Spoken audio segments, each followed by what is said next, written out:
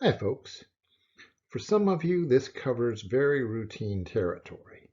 For others of you, this lecture is absolutely essential. Because, folks, remember, hey, in the class, what do you do to earn a grade? How do you demonstrate what's called mastery in the class? Well, you have to show me that you can understand diverse works of literature in the context in which they are offered in the class. There is only one way to do that. That is to write about them. So, if you can write about them effectively, then you demonstrate to me just how much you do understand, and your grade will be based on your understanding of the piece of literature. If you can't write well, then I can only assume you can't understand the works or don't. At least you haven't demonstrated to me that you have any understanding, so the result will be a poor grade, even a terrible one. So, essential.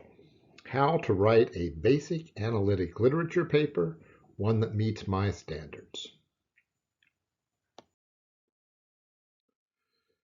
Now, let's start with the obvious. Read the assigned items, the stories or poems or other primary materials that are assigned. Primary materials. What's a primary source? We care about that. It is the work itself.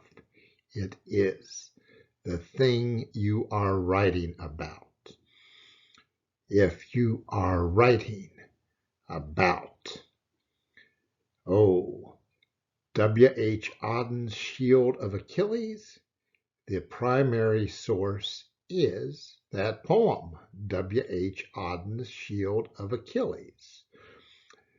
If you're writing and asked to also see how it relates to the Shield of Achilles segment in Homer's The Iliad, then that is also primary material, that segment of the Iliad.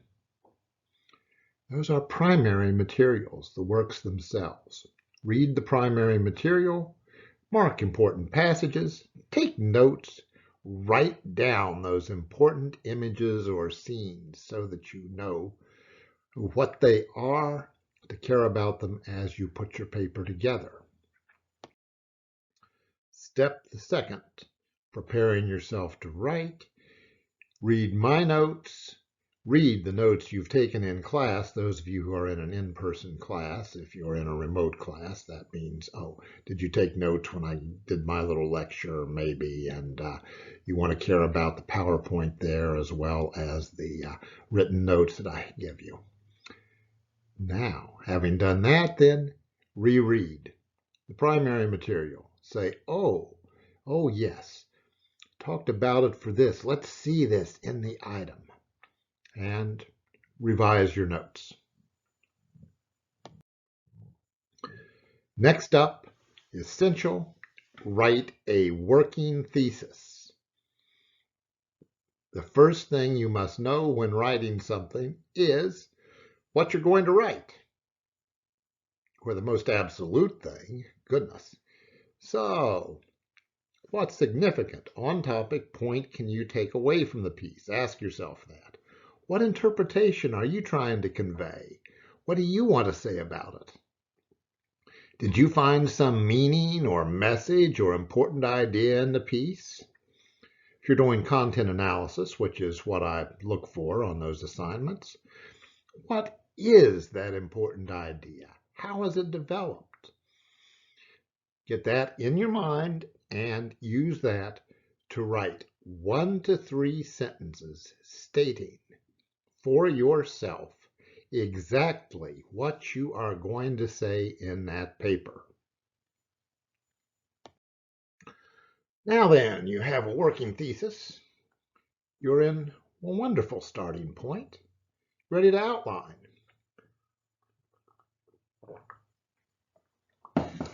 What do you need to say to demonstrate that thesis? What are the 3 to 5 essential subpoints that demonstrate your main point, your thesis? You've got this pile of notes here that you've made. So, plug them in. All right. Now, what do I need to talk about? This one, this one, this one. You've got them. What order should they be in? Is it chronological, that is, as they appear in the piece? Or do you need to do something different to put the piece together, to put your piece, your essay together as a logical argument with a lead point, developing point, and conclusion?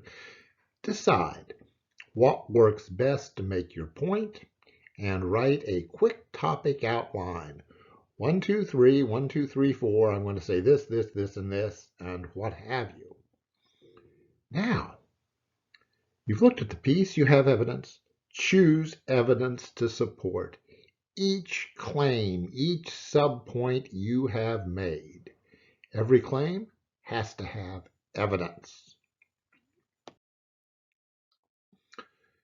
Now, because that's the way that writing works, that's the way argumentation works.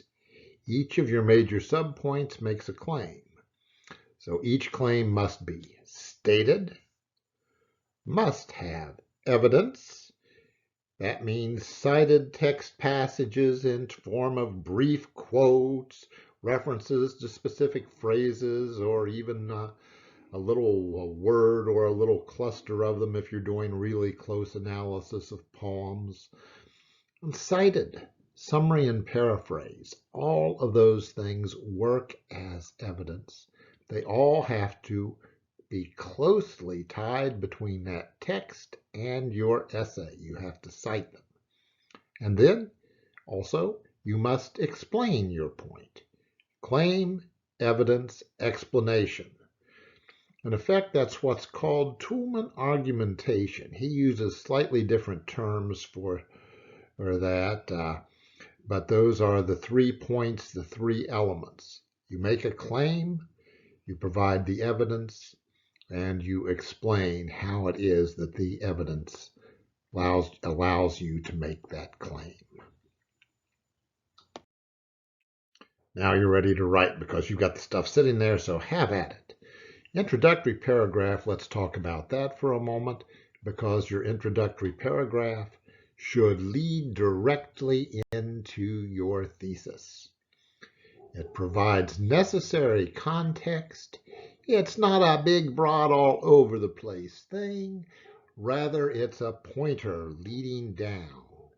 It may be, some folks write them, a rather dramatic lead and pointer. It doesn't need to do that. What it needs to be is an accurate pointer, an effective one that gives direction, and it should not contain junk and garbage. Folks, I don't need the author's biography. You've got that in your textbook, or if your source came from online, you've got it in from the Poetry Foundation or wherever like that. No, I don't need that. I don't need irrelevant generalities. For heaven's sakes, don't give me dictionary definitions of words. I've got a dictionary, and yes, there is one online, and we kind of know what the words mean, or at least we better. Don't put anything in there that doesn't directly relate to your point. You write a paper, every single word of that paper should have some direct bearing on your central claim, your thesis. It all ties to it. It all fits together. Okay, got that in. Got an intro. Want body paragraphs. They should make your points clearly, so each paragraph will contain 1 or quite often 2 closely related points or claims. They fit together as an element. Everything goes together so that all of the claims have evidence and they're explained and such as that. And within those paragraphs, you write a literature essay, so you want to make smooth transitions. The transitions should apply. You should provide flow and context. Should be something like, oh, yes, the author is pensive as he describes, that being the shift from the last paragraph with the one point to the new one you're going to make. Stuff like that. Substantive transitions are ideal. You may not have extraordinary substantive transitions. If you do, you're really, really good with the writing. And yes, if you are, okay with them, well, you're okay. The most important element is being clear. But the one thing you want to try to do, something that is very clear, but you just don't do it in a lit paper, is labeling. Folks, it's not a science abstract, so it works a little bit different.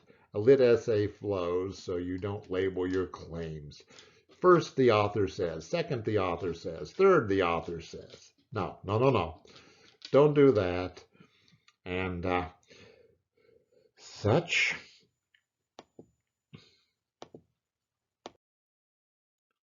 The conclusion, then, that's going to provide a nice, firm wrap-up. Should be as brief as possible, long enough to complete your point, but as brief as possible. Should contain no new arguments. Claims are developed before you reach the conclusion. And it doesn't repeat your thesis either.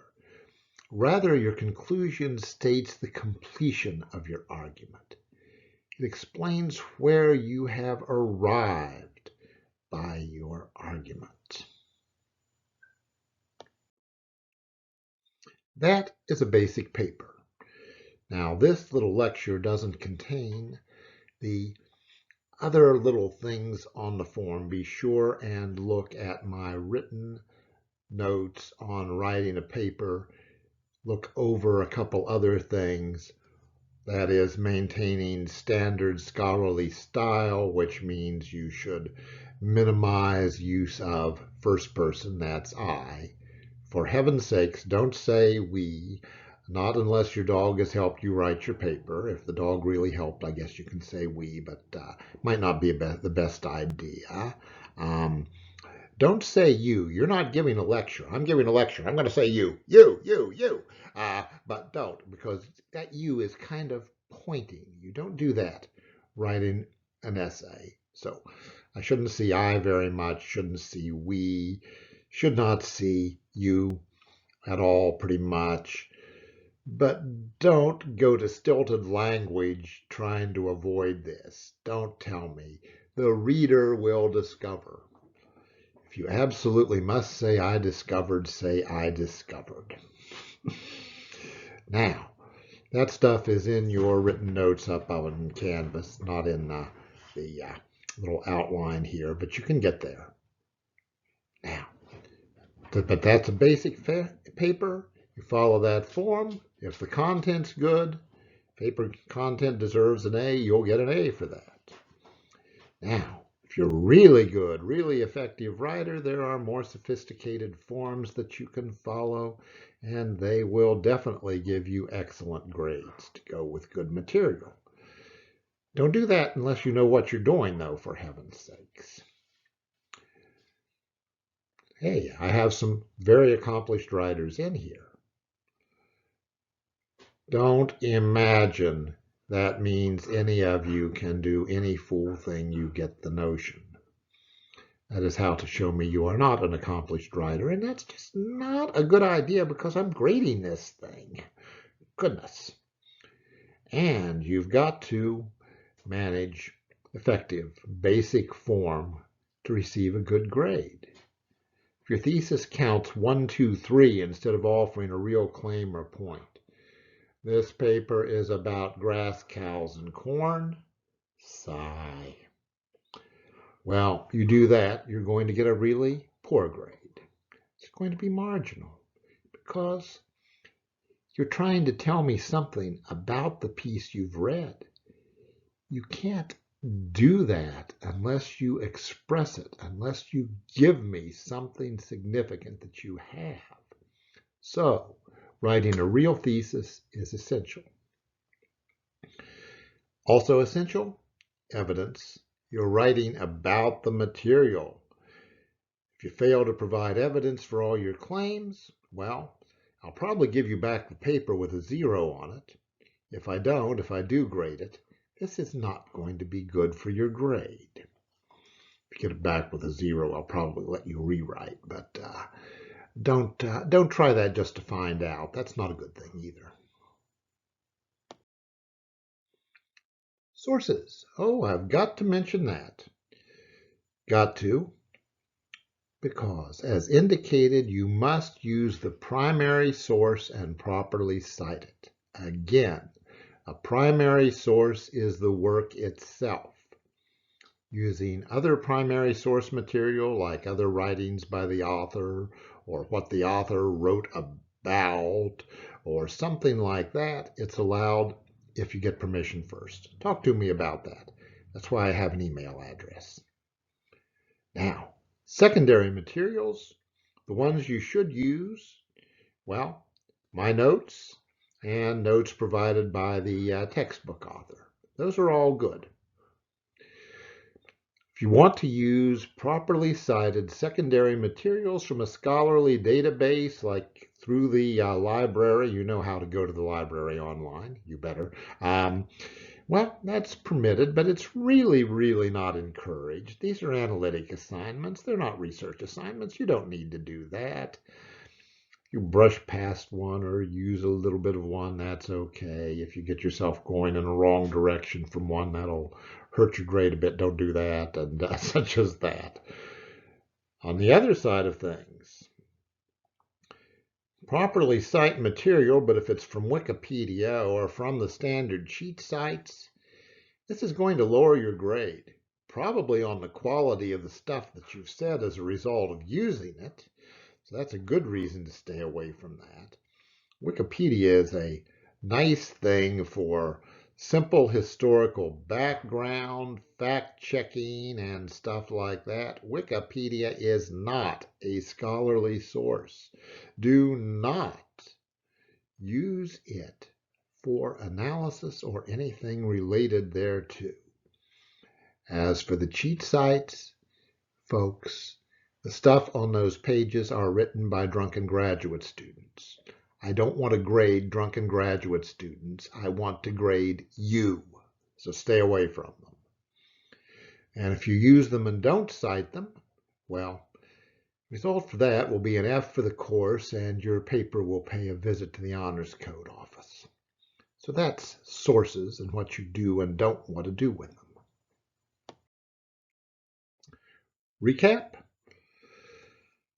To write for me, the kind of papers we're doing, read and read accurately, construct a real working thesis as you write, organize, provide evidence for all your claims, try to write in the fashion of a good scholarly writer, and you've got some stuff on doing that on Canvas.